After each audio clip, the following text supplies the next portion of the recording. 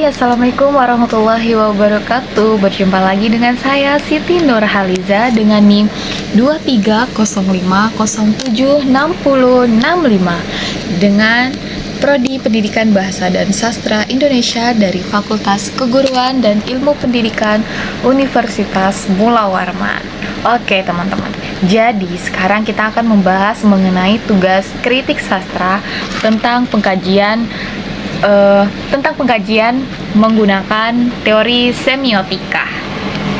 Baik, mari kita bahas. Ya, sebelumnya saya mohon maaf nih teman-teman jika dalam video ini terdapat ada suara kebisingan karena melihat kondisi tempat tinggal saya banyak sekali kendaraan yang berlalu lalang.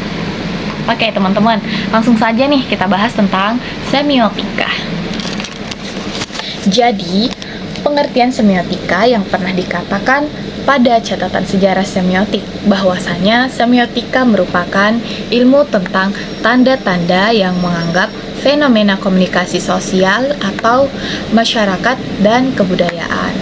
Oke, mengacu pada pemahaman sebelumnya, semiotik sebagai ilmu tanda menganggap teks dipenuhi ragam tanda dalam hal identifikasi tanda dan susunan kata dan susunan tanda dalam teks dipahami melalui sistem semiotika. Tanda diidentifikasikan berupa seperti kata-kata, gambar-gambar yang menghasilkan makna dan terdiri atas penandaan dan petanda dengan konsep yang diwakili oleh tanda tersebut. Nah, kemudian untuk sejarah semiotika pertama kali dikembangkan dan banyak dipergunakan dalam pengkajian sistem tanda. Semiotika dalam kaitannya dengan hal tersebut adalah pemahaman semiotika yang mengacu pada teori semiotika. Semiotika secara teoritis yang dianggap sebagai pengembangan dari aliran strukturalis, membawa pula sastra sebagai lingkup dunia kajiannya. Sistem tanda yang melekat di banyak tempat, salah satunya pada dunia sastra. Menghadirkan semiotika sastra sebagai pintu masuk memahami makna tanda yang berada di balik karya sastra. Nah, kemudian denotatum mengarah pada denotasi, sebuah penunjukan mengenai makna pada pelugasan atas dasar konvensi dan bersifat objektif. Dalam karya sastra merupakan sebuah kata-kata, kemungkinan, dan fiksional sebagai dunia dengan pandangan bahwa segala sesuatu mempunyai kemungkinan untuk menjadi tanda. Kemudian semiotika sebagai teori sastra, yaitu secara semiotis, karya sastra yang mewakili suatu zaman dipersepsikan dunia yang terbangun adalah dunia yang dipenuhi oleh tanda sebagai perantara antara karya sastra dengan segala aspek yang berada di sekeliling karya sastra, serta yang berada di dalam karya sastra itu sendiri. Nah, dalam konteks karya sastra yang berkomunikasi semiotik menandakan bahwasanya sebagai teori, semiotika hingga kini menjadi salah satu teori besar dalam perkembangan karya sastra dan teori sastra yang masih hidup dengan segar.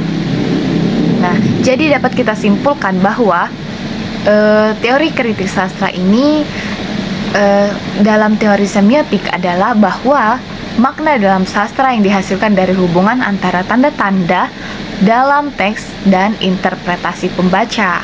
Nah, teori ini menandakan pentingnya memahami bagaimana tanda atau simbol dalam struktur linguistik berfungsi sebagai membentuk dan menyampaikan pesan dalam karya sastra.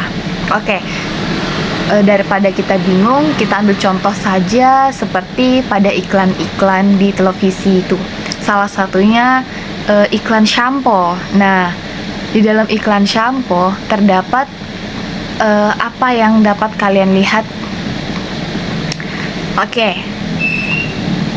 Pasti tentunya rambut ya, karena shampoo bertujuan untuk beriklan sebagai mengambil simbol rambut. Nah, rambut itulah yang diambil sebagai tanda atau semiotik pada pengiklanan tersebut. Seperti itu teman-teman. Baik, terima kasih. Nah, cukup sekian pembahasan kita tentang teori semiotik dalam pengkajian karya sastra. Oke, kurang dan lebihnya saya mohon maaf. Wabillahi taufiq wal hidayah. Assalamualaikum warahmatullahi wabarakatuh. Jangan lupa di follow, like, subscribe, and comment, and share. Dadah!